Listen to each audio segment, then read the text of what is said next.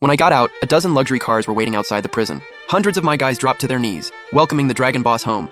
The lead Cadillac door swung open. They begged me to come back and run things. I turned and walked away, left them with one line: from now on, there is no River Dragon. 15 years ago, I stood alone by the river with one blade, took on 1,000 men, stained half the river red.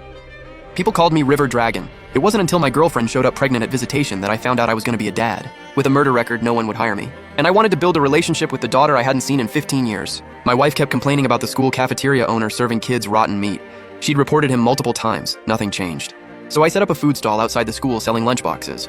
Good quality, fair price, lots of students bought from me. But my daughter Nono wasn't the sweet girl I'd imagined. Young as she was running with a crew of wannabe tough girls. The second they saw me, her friends burst out laughing. Ha ha ha, Nono, look, isn't that your dad who went to prison? Oh, uncle, I heard you were stealing scrap metal and accidentally cut through a power cable. Accidentally? Oh, please. And for that, you got 15 years? Oh my god. Nono, how unlucky can you be? Can you stop embarrassing me? You're making me look bad in front of my friends. Nono felt humiliated. She walked right up to me. I didn't argue back, just handed her a lunchbox. Said gently, "Your mom said you complain about cafeteria food. This has all your favorites. Get lost." Nono was furious. She threw the lunchbox at me, shaking with anger. "Stop embarrassing me. You went to prison for such a pathetic reason, made me grow up fatherless and get bullied. I finally got some friends and you still gotta come here and humiliate me. Uncle, didn't you ever think about appealing? My brother broke someone's leg and only got 3 years. Ha ha ha ha ha. You stole scrap metal and got 15 years? I'm dying. Ha ha ha ha ha." They all erupted in laughter again. My real crime, my wife never told our kid. Can't let anyone know she's River Dragon's daughter, or we'd have endless enemies after us. I wiped the food off my face and said quietly, "Prison isn't something to be proud of.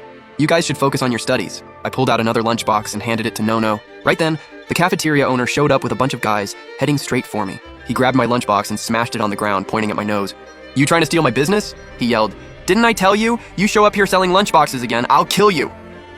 I bent down to pick up the box. The cafeteria owner snapped, "Didn't I say it twice?" Then kicked me hard. "No, look, your dad's getting beat up!" My daughter stared at me, fists clenched tight. I knew she wanted me to fight back, but I couldn't get into fights anymore. I said to the cafeteria owner sincerely, "Boss, we both charge 15 bucks a meal. I'm not cheaper than you. How's that stealing business? Kids just want decent food." He sneered, "You saying my cafeteria food sucks? Let me see just how good your food is." The leader of his crew was this big dude. The second he heard that, he grabbed my stall and flipped it over. Plates of food scattered everywhere, all over me. The boss crouched down, grabbed my hair and snarled, "You piece of trash!" Dozens of parents signed petitions and couldn't bring me down. "You think you can mess with me? I heard you sell 300 lunchboxes a day. That means you're costing me 300 customers daily. 15 bucks each, that's 4,500 a day. You've been here 10 days. That's 45 grand total. Pay up now." I froze. "Boss, you're just bullying me." The cafeteria owner smirked, turned to the big guy and said, "He cost me all that money and now he won't pay. What do we do?" The big guy crouched down, grabbed some beef and peppers off the ground and said, "There's more meat than peppers here. You run your business like this, you really not scared of karma?" Then he beat me down. The students watching were all fired up. "Sells poison food and won't even let others sell." Man, this guy's such a coward. If someone did that to me, I'd have fought back already. "Boss, if my stall bothers you, I'll move further away, okay?" My backing down pissed Nono off. She yelled at me through gritted teeth, "Coward, you're pathetic!" Right after she shouted, her red-haired friend quickly covered her mouth. Sure enough, the cafeteria owner glared at Nono viciously and said coldly, "Think you can just leave? Let's talk compensation first." I struggled to sit up, wiped the hot sauce off my face. First thing I saw, Nono's face full of disappointment. "Now people beat you up and you won't even fight back?" The cafeteria owner snapped impatiently, "Little girl, this doesn't concern you. Say one more word and I'll get you expelled." I quickly grabbed his arm.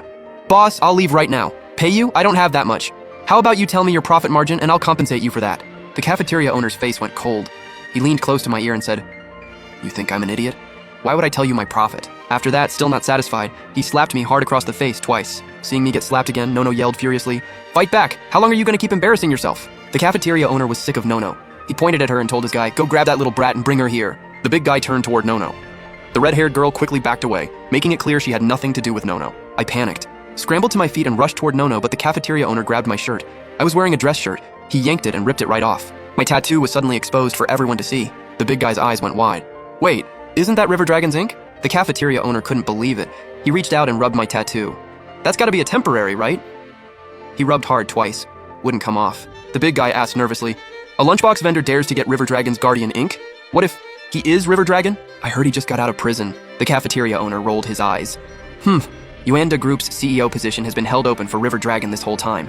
You really think he'd pass up being CEO to sell lunchboxes here? Please." Halfway through his sentence, he suddenly punched me in the gut and snarled, "Back in the day, River Dragon took on 1,000 men with one blade. You're just some loser asking to die." He pulled out his phone and took my picture, sneering, "You're done. I'm sending your photo to my buddy at Yuanda Group."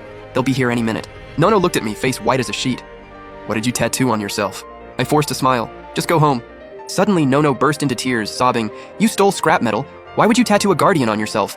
Don't you know all these years people have pretended to be River Dragon and got killed by Yuanda Group? Run! I stared at Nono in shock. Was she worried about me? Even though she thought I was a pathetic father, she didn't want me to get hurt. Seeing her care made the guilt in my heart even heavier. The cafeteria owner grabbed me. Don't even think about running. I just wanted to teach you a lesson, but turns out you've got a death wish. Suddenly his phone rang. He answered casually. Yo, bro. Yeah, this guy looks like trash because I beat him up. You coming over? Wait, what? The entire Yuanda board is coming? His eyes went wide as he stared at me in shock. The whole crowd gasped. The big guy asked in disbelief, You know them? The cafeteria owner said, How could I possibly know people at that level? But they just called and said they're on their way.